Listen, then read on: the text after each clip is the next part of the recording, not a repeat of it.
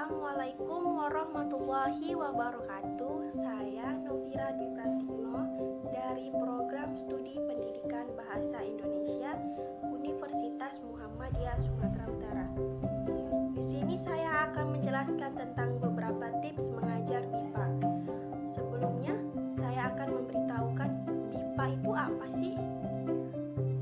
BIPA adalah bahasa Indonesia bagi penutur asing yang dimana bahasa Indonesia pembelajarannya dikhususkan bagi pelajar asing untuk bisa menggunakan bahasa Indonesia. Saya akan memberikan prinsip bagi pengajar BIPA. Pengajar BIPA adalah sosok model bagi pembelajar sehingga harus memiliki kompetensi dan pengetahuan yang baik. Seorang pengajar harus memperlihatkan keterampilan mengajar dengan beberapa hal berikut ini. Yang pertama, menjalin hubungan hormat di antara pelajar dan memberikan motivasi kepada mereka. Dan yang kedua, mencocokkan bahasanya dengan kebutuhan dan kemampuan pembelajar. Dan yang ketiga, memberikan perintah dan petunjuk yang jelas. Yang keempat, memberikan contoh bahasa yang tepat dan wajar. Dan yang kelima, memfokuskan kegiatan pada bahasa dan keterampilan baru. Yang keenam, memberikan contoh baru yang benar dan relevan. Yang ketujuh, memastikan pembelajar memahami materi baru. Yang ke-8, menjelaskan ragam bahasa. Yang ke-9, memberitahukan dan membetulkan kesalahan lisan pembelajar. Yang ke-10, memberitahukan dan membetulkan kesalahan menulis pembelajar. Yang terakhir, memantau dan menilai kemauan pembelajar. Dalam memulai kelas BIPA, seseorang pengajar perlu memiliki pengetahuan yang memadai dan keterampilan yang dikuasainya. Pengajar harus familiar dengan pembelajar dari berbagai asalnya. Pengajar harus memiliki rasa menghormati dan menghargai sesama pelajar dan menghargai budaya yang berbeda. Pengajar juga harus peka terhadap situasi yang ada di kelas. Pengajar harus benar-benar tahu apa yang akan dikerjakannya. Ada beberapa hal yang boleh dan tidak boleh dilakukan selama mengajar kelas BIPA. Berikut ini hal-hal yang seharusnya dilakukan pengajar BIPA. Yang pertama, bersikap ramah dan terbuka. Yang kedua, bersikap positif pada pembelajar. Yang ketiga, memberi feedback. Memberi feedback itu adalah misalnya memberi timbal balik antara pelajar dengan pengajar. Yang keempat, memberi reward. Memberi reward itu seperti misalnya seorang pembelajar bisa menjawab apa yang diberikan oleh pengajar, sehingga pengajar itu memberikan misalnya kata-kata seperti terima kasih, bagus sekali, kamu sangat hebat. Dan yang kelima itu konsisten atas apa yang diajarkan. Yang keenam, tepat waktu dalam hal apapun. Seorang pengajar harus tepat waktu dalam hal mengajar, tidak boleh telat atau tidak boleh terlambat dalam masuk kelas. Yang ketujuh, memberi gambaran jelas apa yang diajarkan. Seorang pengajar harus sudah memberi materi atau gambaran apa yang akan diajarkan kepada pengajar, kepada pembelajar di kelas BIPA. Yang ke-8, selalu siap dengan rencana alternatif untuk belajar. 9, kreatif dalam membuat media. Media itu penting bagi pengajar untuk memberikan pembelajaran kepada pembelajar, karena dengan media bisa menyampaikan materi apa yang sudah dibuat. Yang ke-10, upayakan selalu berbahasa Indonesia. Dan yang terakhir, beri kesempatan pembelajar untuk aktif menggunakan bahasa Indonesia sebanyak mungkin. Berikut ini hal-hal yang seharusnya tidak boleh pengajar BIPA lakukan. Yang pertama,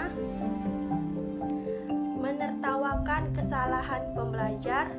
Dan yang kedua, memberikan hukuman pada kesalahan belajar. Yang ketiga, menyampaikan materi yang berlebihan. Yang keempat, memperlakukan pembelajar BIPA dewasa seperti anak-anak meskipun memang materi bahasa Indonesianya tersebut materi dasar. Yang kelima, menyampaikan materi secara acak atau tidak runtut. Yang keenam, menjelaskan bangsa Indonesia sebagai materi dalam BIPA. Marah saat pembelajar komplain. Dan yang ke-8, pilih-pilih mahasiswa yang bersikap memihak. Yang ke-9, berlaku rasis dalam contoh belajar maupun sikap. Yang ke-10, memaksa pembelajar melakukan suatu hal. Yang ke-11, banyak menggunakan kata bahasa asing selama mengajar daripada bahasa Indonesia. Ada beberapa hal yang harus diperhatikan oleh seorang pengajar, sebab pembelajaran BIPA adalah orang asing yang memiliki adat istiadat yang berbeda dan latar belakang juga yang berbeda.